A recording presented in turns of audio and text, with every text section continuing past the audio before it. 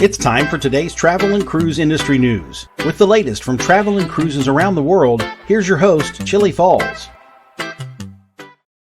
Good morning. Welcome to Travel and Cruise Industry News on this, the 9th day of August, 2021. Coming to you from Bedford County in Central Virginia, right outside of Lynchburg. And this is a tape broadcast as opposed to our normal live broadcast, as was announced several times last week. I'm currently going through an MRI, so that's why it's not live this morning. I'm in a big old tube. Couple things that we need to cover this morning. First, weather-wise, we got a couple systems in the Atlantic and a couple systems in the Pacific. So first, in the Atlantic,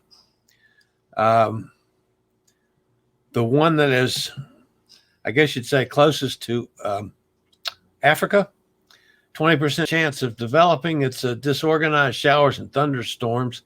It's changed very little and associated with an elongated low pressure area located about 1,000 miles east of the Lesser Antilles. 20% the next 48 hours, 30% chance of development over the next 5 days. The one that we do have to pay a little more attention to is the one closest to South America and closest, of course, to the Lesser Antilles.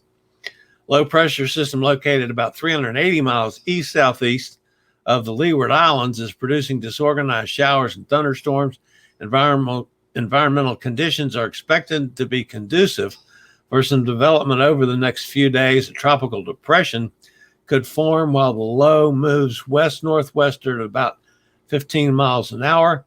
The disturbance is forecast to reach portions of the Lesser Antilles by late tonight, and they're saying a 50% chance of further formation in the next 48 hours and 60% chance in the next 5 days.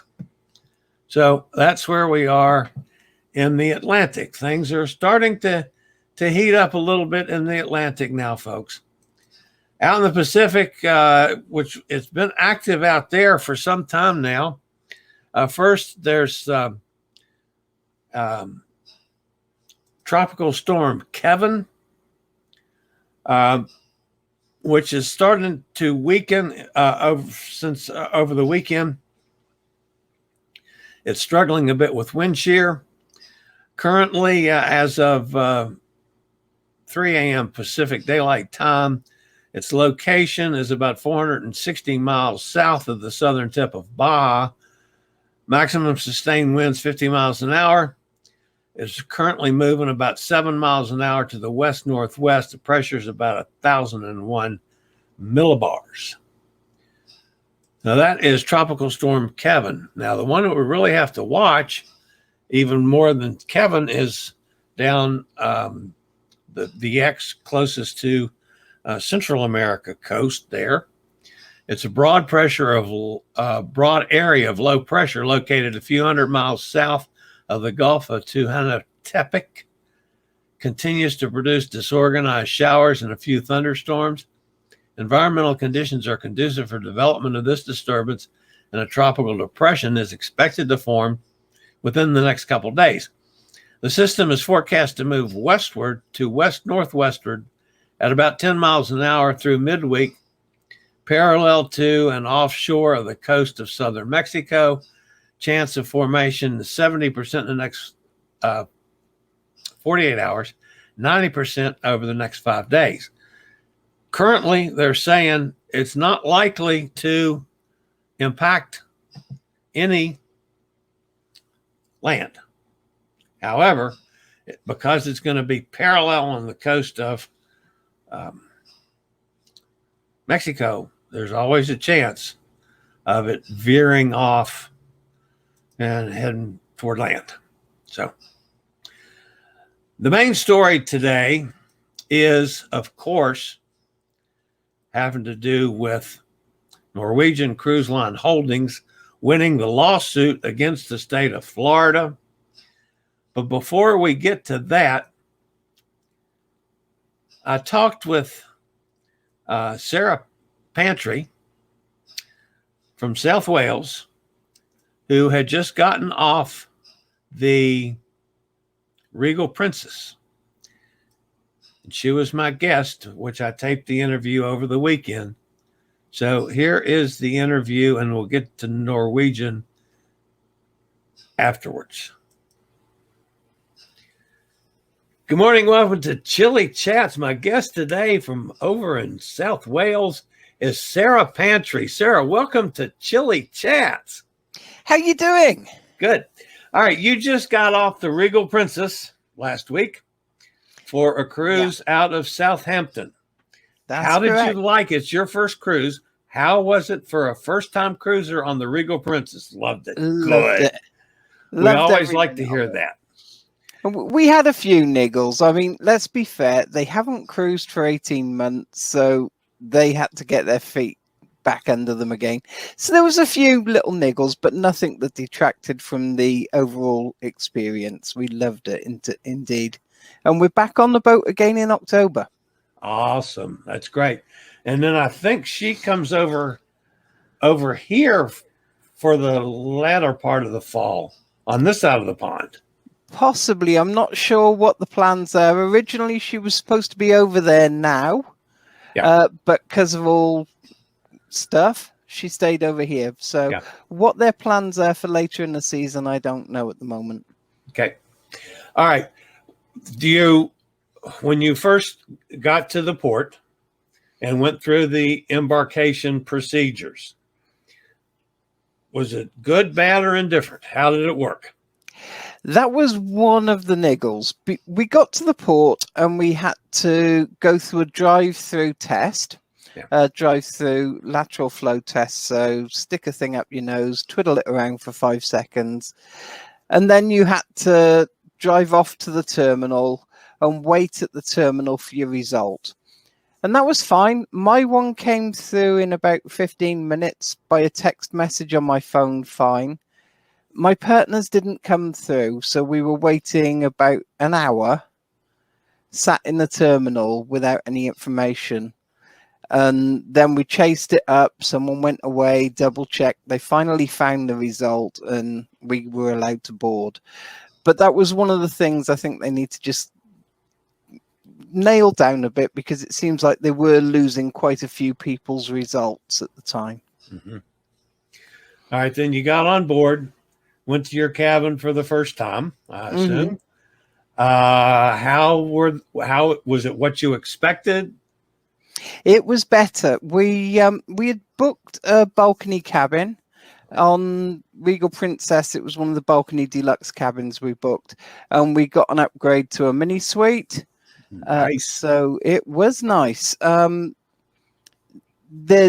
It gives you that bit extra room inside the cabin and a separate area that you can pull curtains across, which we found very useful, actually, because we were waking up at different times, and that way we weren't disturbing each other.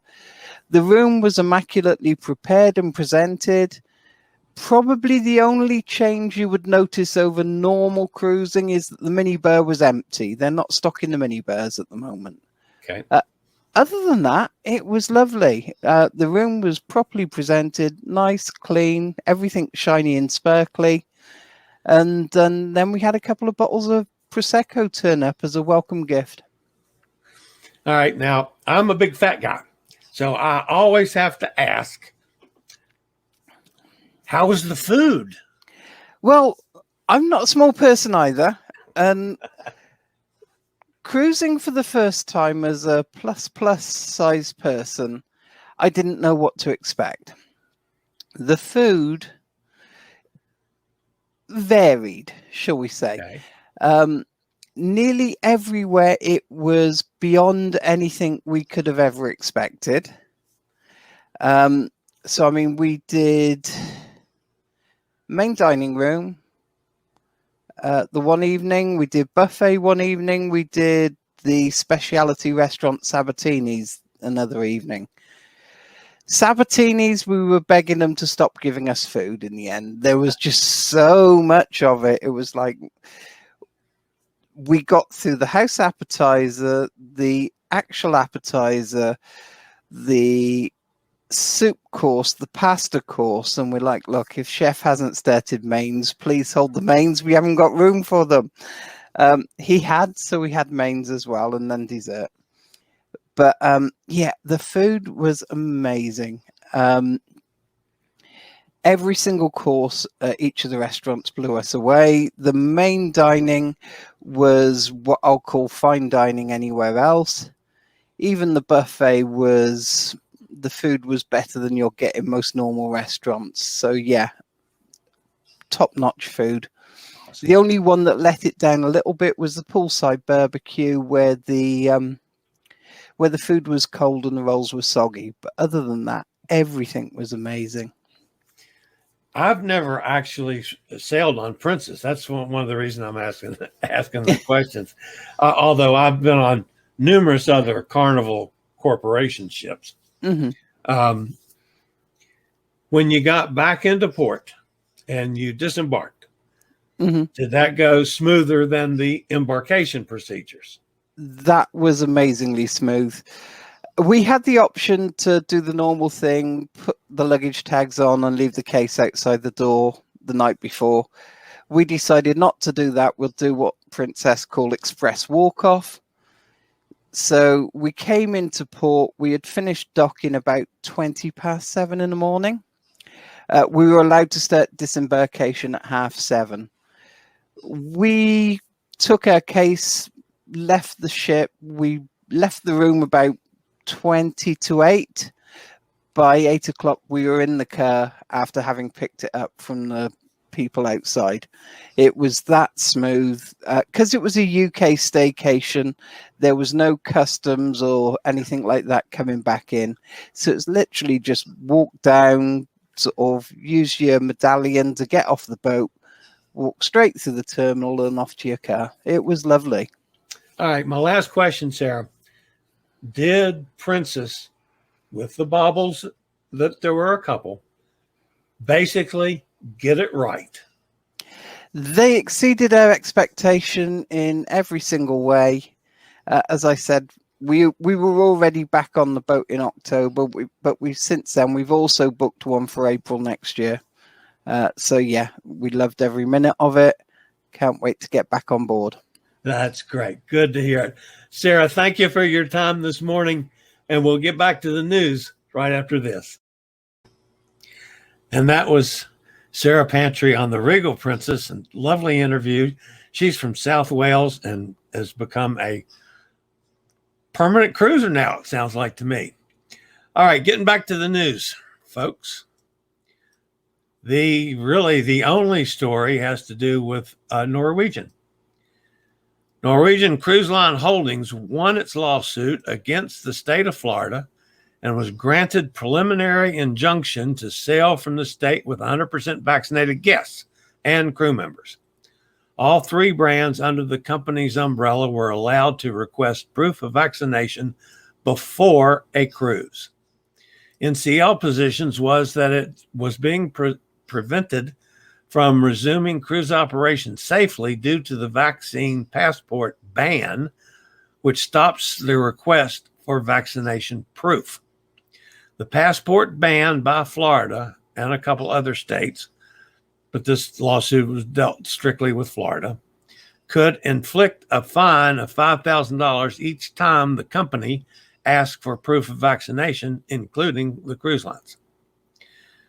There was a hearing held on August the 8th, following Florida's failed attempt to change venues, and they wanted to go back before the judge up there in Tampa.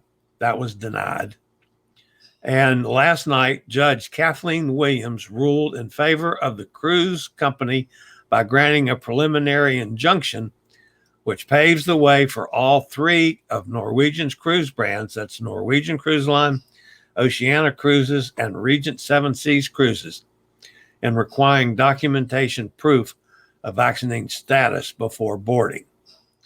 Now, this story reeks of several things that I feel need to be talked about yet. One, there's been no response from Florida. I am quite sure that they're going to appeal. The other thing I'm wondering about is, will this ruling pave the way for the other cruise lines to require vaccinations? You know, they've been pretty much, I'm talking about Royal Caribbean and Carnival, getting by this by changing how they were asking questions and doing the vaccination questionnaire ahead of time, and then sticking it to the people that weren't vaccinated. Obviously, they were trying to avoid having passengers on board that weren't vaccinated. Will this change things in the long run? It's very possible. Again, we're not done with this, folks. We're going to have to go through an appeal. That's going to go back to the appeals court, and we both know what they've done. They've decided both sides of this issue. They made a decision and then reversed themselves. So who knows where it's going to go? But at least for now, Norwegian has won. There is no vaccination passport ban any longer, at least for now. So that's it for today, folks. Again, sorry that this was a taped issue, as I had a medical procedure this morning, and an MRI. Well, it wasn't anything big, but it's going to see what's happened in the last 3 months with my body and if it's changed anything. So we'll see how that goes. But anyway, I'll be back same time, same station tomorrow morning at 11 a.m. It'll be live. It won't be taped tomorrow. So join me live for the latest in travel and cruise industry news. For now, this is the old fat travel guy. Thanks for being with me. We'll talk to you real soon. Later, y'all. I regularly post videos on all facets of the travel and cruise industry. So if you like to keep up with the latest in cruise ships, ports of call, cruises themselves, Chillie Chats, and travel and cruise industry news, just hit the little subscribe button in the lower right-hand corner. Hit the bell notification so you'll be notified when a new video is up or we go live.